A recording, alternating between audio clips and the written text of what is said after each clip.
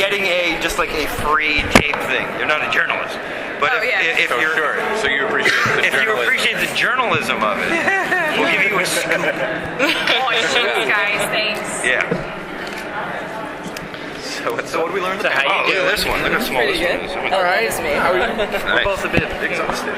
Yeah, we're tired. We've been making the show and then clips for this thing. So it's very tiring. So all week long. You go first. I will. It's okay. We're battling. Well, the first question I have for you guys is actually from one of my writers. Where could he get the Dr. Orpheus theme? Is it going to be put on the next soundtrack or something? Because he has a soundtrack. He notices that's the one that's missing. All right. That's a shame.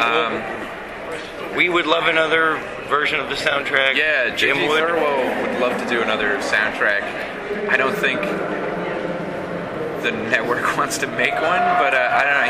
He's trying his darndest to try to work something out. Okay. And I can put in a request to have the Orpheus thing in there. Fantastic. Certainly a little medley of some favorite themes would be good, because that's never been a whole song. No, it's just kind of yeah. But it's good to have if you want to just play Dr. Orpheus around the house. If you want to make mundane information sound great, that theme underneath That'd be a hell of a ringtone. Or a doorbell. Yeah. So, it's been almost 2 years since Venture Brothers has been out, and it's So been you're like clearly an not counting anniversary. Jacket. Yeah, isn't it? Nobody counts that as an episode. I'm sorry. Yeah. So, what can we expect for when you return in 2013? More Venture Brothers. All right, excellent. You can actually expect it to start exactly where it left off. Okay. Is there a Charlie Brown style moral for the Halloween special? You know, Yes. Great Pumpkin is. Yeah, very much so. Matter of fact, when I was writing that was my charge, is that I went on Wikipedia to find out how many shows had Halloween specials. It's in the hundreds. Oh, wow. Like every show that's ever existed made a Halloween episode. Well, shows that like I've never even heard of have Halloween episodes. And I think mostly what they are just it's the horror version of that show. Maybe there'll be a ghost or something. But we wanted a special, like a real special that you could play every Halloween and just have it be this kind of like canon of Halloween specials.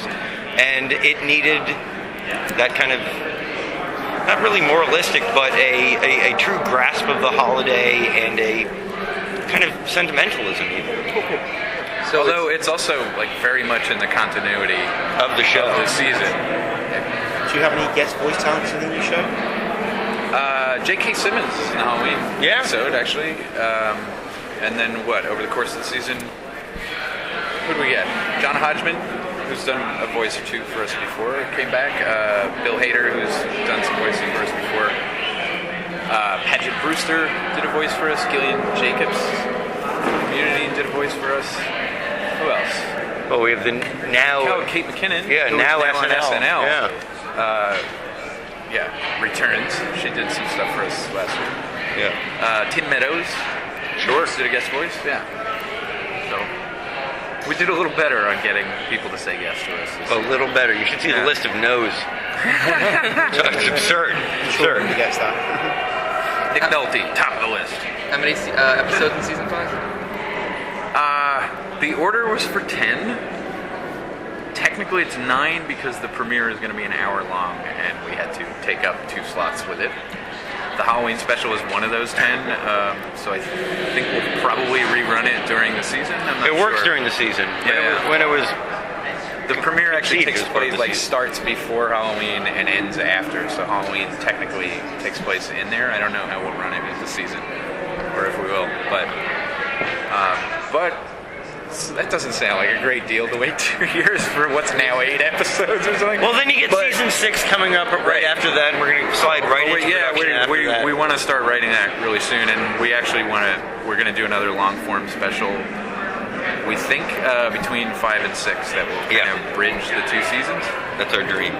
Yeah. So that's kind of, like, that hasn't been announced yet, so that's kind of a little... Oh, all right. It hasn't? I feel like I've mentioned it before. Have you mentioned? I'm sorry. I don't know if it's been like you got a What, the press release special? or anything. Yeah. Yeah, I mean, it's been something we're kind of working on. So Yeah. it's not, like, it hasn't been officially announced, but we've talked about it. Yeah. When you're writing episodes, is it often the case where you're like, you're basically writing like 40 pages of shore leave and like, oh, we forgot the boys, We're getting so much more disciplined. We don't have enough time for us to be undisciplined. So we usually keep it pretty tight. We have it. I make really absurd Outlines. Outlines. Like my outlines are nuts. They're color coded and everything. Because I can't. Well, you print yours out. I just keep printing my script as I get further and further in it because I have to read it on paper and make notes on it. See, I read it off the screen, so all my notes are made in my outline. We're also at a point though, there's 5 seasons in, like we'll just go, boys aren't in this one. It doesn't matter anymore. Yeah, we can survive it. We've got boys aren't in pretty wide field of characters now that seem to be able to hold an episode. Yeah, well, we're more diligent about making sure Doc is kind of always around more than the boys. We felt like we didn't give him enough screen time last season, so we tried to focus on him a little more. Yeah, plus that show has so much to do with him. Right. Yeah, it's a very Doc-centered show. Even though we go off on tangents about people and events that have no real bearing on the show. That's going to happen. We can't stop ourselves. Are there any prog rock montages planned for this upcoming season? We can't afford. Yeah, no. Very expensive. God, do we even have any montages? Yeah, there's one coming in. 501. You're going to have a lot of work to do on episode 501. Oh, I'm looking forward to it. Now we're just talking shop. Yeah. Sorry. Are we going to see more of the boys' journey into manhood? Yes. Oh, yeah. I mean, that's kind of the story of the show now, is them. They get older every year, and they change every year, and like Dean in particular is kind of affected by the things that happened last season and is reacting to that. Hank is steady as a rock, generally, but he is getting older, and their lives are changing, so. His wants and needs have changed. Yeah. But as far as just being a level, balanced person, nothing really. Well, like a crazy person, but totally happy to be who he is and living in the world he lives in. Yeah, he's like a test pilot. Yeah. Hank would be a good astronaut. Yeah. I guess I'm going to die now. That kind of. He's a good American hero. Yeah. Will we get another Henchman 21 episode? You get a lot of him, yeah. 21 is, he's, there are a lot of arcs in our show, and 21's, from nobody geek to kind of a powerful, competent geek to wherever he goes in the future is one of our arcs. It's like one of our long arcs, so we'll be following him for a long time. What was the deal with the bloody bear suit last season? Because that was such a great gag. It came out of nowhere when they're having the supervillain auditions. Right. Like, what was just the? I call him Scare Bear. Scare Bear. And he's just probably just a psychopathic killer. And I wanted to slip him into the background like all over that season, and I kind of forgot to. And I had written a scene in a montage for another episode that I had to cut, and it was like, to me he's kind of always there, just breathing and watching. Awesome. And maybe we'll remember to stick him around somewhere. Awesome. I like any time the villains in our show have to deal with like the true face of evil. Yeah. And it makes them really uncomfortable. Yeah, because they're all involved in like organized villainy. Yeah, there definitely is like a bureaucracy to the villains. Besides Scare Bear, who would you consider the true face of evil on the show? Like, what is that? Or Doc. He didn't take that career path, but the investors might be, right? Yeah. They seem to be something nobody else knows how to comprehend. It's out there somewhere. What is that? What is the big Banshee Whale of the Javits Center? You guys hear that too, right? Yeah. I thought that was just in my head. I think it's Seth Green. I was gonna say I hear nothing. See the Seth MacFarlane. Costume contest. So, are there any? I hesitate to use the word obscure, but I think to somebody who's not so much into the old 70s, 80s pop culture and rock culture and whatnot, references to characters that you would like to bring on. Like for example, of course now I draw a blank. You had Iggy Pop and Klaus Nomi. Klaus, yes, Yeah. Klaus. Which blew me away when I saw it. When that first came on screen, I was like, Klaus Nomi?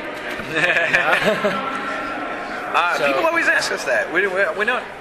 doesn't work that way. Yeah, we don't really do it intentionally. We're just falls out of our writing for mouth something one day and we go, oh, look, Nomi would be one. That just. We have talked about what other rock stars might be in the guild. Freddie Mercury's come up. Oh yeah, no, we always talk about Lemmy and Freddie Mercury. Yeah, but we always talk about Lemmy as Brock's greatest friend, because they could both wear like those hot pants shorts, and nobody's gonna say a fucking word to them. Like the cutoffs with the pocket coming out. Yeah, they're so short, the pocket showing. Yeah, and nobody's gonna say anything to Lemmy or Brock because they're just too fucking cool. Doc, I think it was last year you mentioned you had a spider in your apartment. Did you ever deal with it? A spider? Yeah, there's a spider in your apartment. I can't believe it's lived a year. I must have dealt with it, or it just died a natural death. There's always some sort of insects or vermin in my apartment. I did recently kill a mouse. Good. Yeah. How did you kill the mouse? I used the steel trap. Oh, old school. Yeah, like I think putting them in a glue trap is horrible and cruel. Yeah. And the let go traps is like this. Is this gonna go back in my damn apartment? Yeah. The thing is vermin. I'm a vegetarian, but if there's a cow living on my wall, I'd kill the cow. You know what I mean? It's vermin. It's either got to pay rent, cuddle up to me, and be named, or I'm going to murder. So I have no problem killing the mice. Yeah, I was just sitting on the bed and I see its little face poke out, and we locked eyes and it wasn't afraid of me, and I went like, dude, come on! At least be afraid. At least be afraid. Then it turned around and ran. So I went into the little drawer and put up things with cheese on it, like it was like a Warner Brothers cartoon, because it actually had cheese.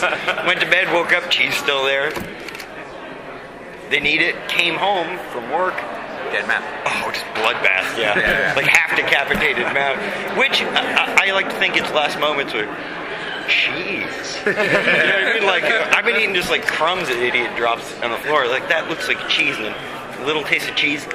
When I was in college, we had so many mice in our apartment that I went to check the trap one day, and there were 4 of them caught in it at the same time. What? They were like baby, yeah. Really? We had been setting them out for like 3 days, just 3 days of slaughter.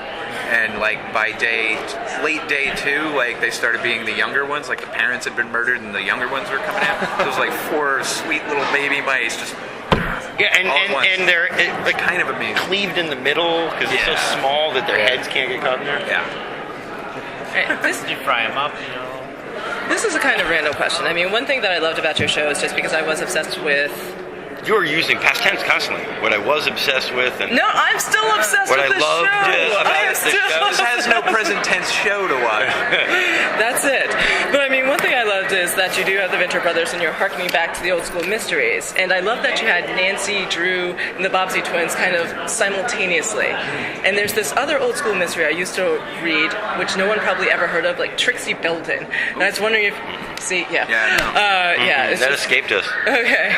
What, did we hit on a Trixieism somehow by accident? No, I was going to ask if you had heard of her and were going to incorporate her, or any other 1950s old school Never mystery heard of characters. Trixie. All right. Usually we try to do kind of mash up characters. Yeah. Like whenever we do like a straight up parody, we feel a little icky about it. Mm-hmm. So it's like, but if you combine it, if you go, oh no, but that's an icon of this kind of character, and there's 3 other characters like that, so I'll put them all together, and now I'm making a satire instead of a parody. Yeah, and I just invent a guy, and then somebody says, "Oh, is that based on whoever?" And I go, "Yeah." Right. That happens to you, yeah. All the time. I think I invent something. Is the Outrider Solomon Kane? Who? Yeah. Solomon Kane, yes. Outrider the Pilgrim. The what? It's a guy. How many physical pieces of Venture Brothers fan mail do you receive a day? And you receive like pinatas with like Dean's face or whatnot? Or... Well, in electronic form, or in physical form, actually like signed with kisses, you know. we get one a month. We get packages. A little more than one a month, I would say. About you get the package. I get a lot of packages. I just see the ones with cookies. Yeah, like 2 a month, not a lot. Yeah, and then we'll get cookies. Some other things. Yeah, from trusted sources at this point now. Yeah. That first time we ate a cookie was... You were scared of the cookie? I thought that there was nobody... It's so razor blade and apple. Yeah. You know what I mean? It seems so retarded that somebody would like bake a cookie and put anything in it so a stranger might eat that cookie that they found out about because they liked the show. Yeah, I mean, I wasn't. No, I've I changed my wasn't worried. opinion on it. I've actually met crazy fucking fans. I wasn't worried it was nutheads. poison. I was worried it was like, you guys like weed, right? Yeah. Like that kind of thing. And like I didn't want that would be poison to me. That would be, oh no, like the whole day is no. Who's gonna lace? It's gonna be horrible. Yeah, this stuff's expensive. Who's gonna waste it on speculative Venture Brothers highs? Without putting a little letter like it's the good kind of cookie. That's when you make a Willy Wonka episode. I've never been wronged by a cookie. Yeah. Now we're all going to write about this, and you're going to get fans sending you hot lace cookies. Yeah, don't. Tell them we get no fan mail and we like that. But I think the quote, I've never been wronged by a cookie, is definitely. Yeah. Shimmy never. That's the lead. Yeah, there's your tagline. Run with it. I've never been wronged by a cookie. My time with the Venture Brothers. Sometimes make you dodge your shake cookies. Then you'd be wrong by it. We've had some cookies made in thematic cookies. People send us cookies that are based on like monarch stuff. People made ornaments for us. Yes.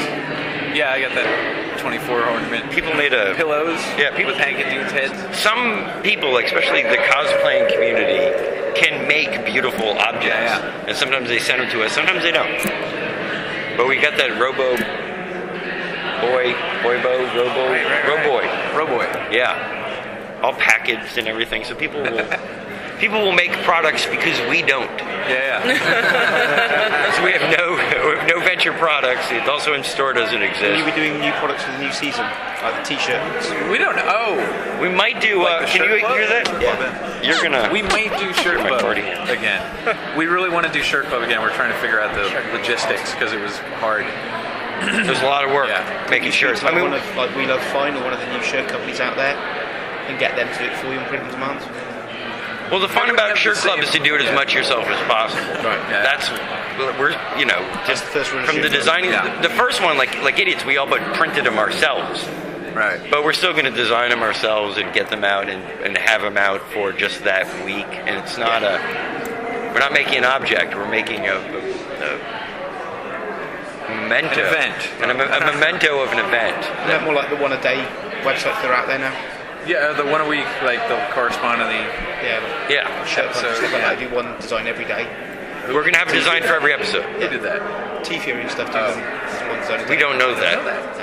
So much, we're idiots. So much of your show is couched in music and music culture. What's your inspirational music to get in a certain mode? Or is there a certain music you listen to get like the Dr. Orpheus or whatnot when you're like... A lot of depends on the episode. I mean, once in a while, like a song will... I mean, I have a kind of cinematic relationship to music all the time anyway. Like, so sometimes a song will make me, that's. I know what these characters are doing to that music. This is a chase, or this is whatever. So sometimes I'll really have that scene in my head and want to use it, and then I won't be allowed to use the song. No. But otherwise, I mean, except for the prog rock episode, I don't generally put anything specific on to inspire the writing. I just listen to whatever has the most time on it. I almost write to the same thing. I always write to Placebo or Catherine Wheel because they have a lot of albums and all their songs are good. None of them are great. None of them suck. So you get like 6 hours of competence just by selecting one band. And since it's one band, it takes time and just crams it up to a little ball and shoves it right up the universe's poop chute. So it feels like minutes have gone by because I've been listening to the same band for a long time, and you can write longer. So that's how I do it. I like hypnotize myself with rock music. Hey guys, we gotta wrap up this one. Are we going to see any more of the Triana and the girls sort of teamish thing? You'll be seeing a whole lot because we got a whole season coming up. Wow. You want? How it works. That's how. I was hesitating to ask that kind of question because I know you always get that answer. But I'm like, maybe this isn't a pain. Yeah, I'll answer it. Yeah, sometimes I go bananas. I get nuts about it. I don't get how TV works. Yeah, I'm in a much more sedate mood, so I'll just say we got a whole season coming up really soon, and there's a Halloween special, which is right around the corner. Looking forward to it. Yeah, your venture appetites will be satiated. Guys, Bueno. thank you so much. Thank you guys. Appreciate your time. Thank you guys. Do I get to steal them really quick?